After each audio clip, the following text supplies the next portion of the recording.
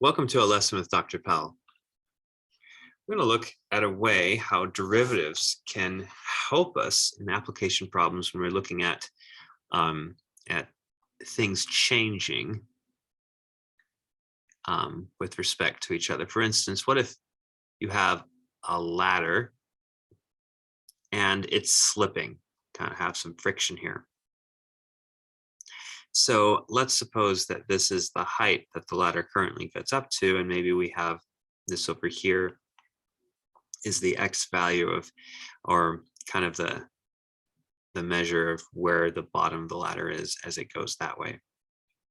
So definitely with respect to time, h is a function of time and x is a function of time. So we naturally could think of the rates of change. Perhaps you have a dh dt and a dx dt.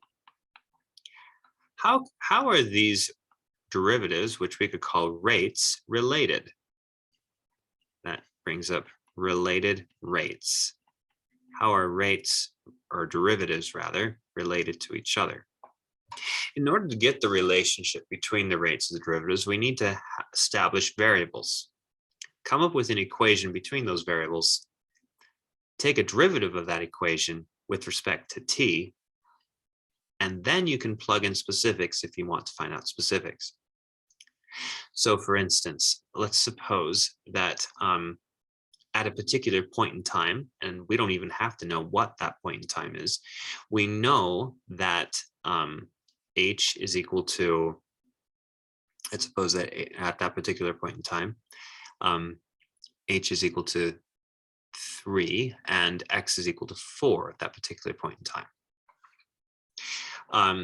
Then we want to know at this particular point, what is dh dt if perhaps we know something about dx dt. If we have a measurement instrument, we have measured this.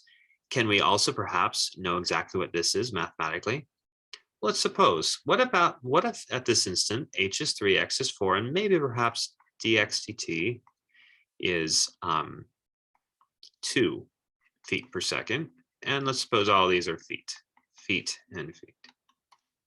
All right, let's see if we can figure out h.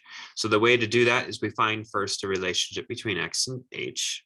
Okay, x squared plus h squared is equal to, how long is the ladder? Well, we can take this one little instant where we know h is 3 and x is 4 to figure it out. In fact, we would have a Pythagorean triple, or we could use the Pythagorean theorem. 3 squared plus 4 squared is equal to 25 squared. So we know the length of the ladder is 5. Okay, so, and in particular, we know that. Okay, so here's our equation. X squared plus h squared is equal to 25. We can take a derivative of this with respect to t. All right, so everything's a chunk now. So we end up getting so by composition, x coming into this squaring deal, we have to multiply by x prime. But in this case, why don't we write it as dx dt? Okay. Similarly, over here, we end up getting 2h times dh dt. Everything's a chunk, everything's a function of t. So you're always going to get this, no matter what here in this case. And then on this side, you're going to get 0. All right, now we can just plug in values. We can plug in values as soon as we have an equation with derivatives. Before we didn't have an equation with derivatives, so we kept everything as variables. You don't plug in until you've actually used the fact that you had the variableness. You use the variableness when you take derivatives, and then you can plug in all you want.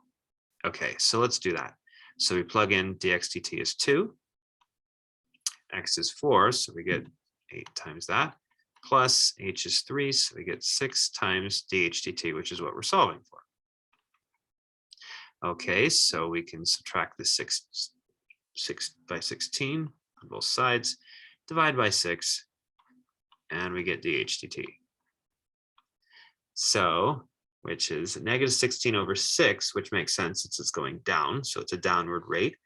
So we get negative 16 6 feet per second is what we can expect going downward right here.